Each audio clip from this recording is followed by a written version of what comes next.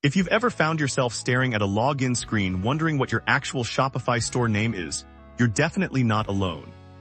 Your Shopify store name is that crucial identifier you need not only to access your admin dashboard, but also to connect third-party apps and integrations.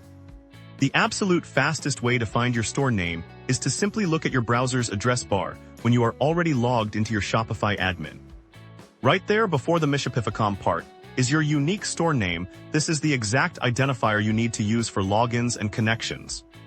If you're logged out, don't worry, head to the standard Shopify login page and start typing the name you think you used into that store address field. Another great method is to check your email, search your inbox for messages from Shopify, like your welcome email or order notifications. Those emails will always contain your store's full URL, making it easy to spot and copy your store name directly from there.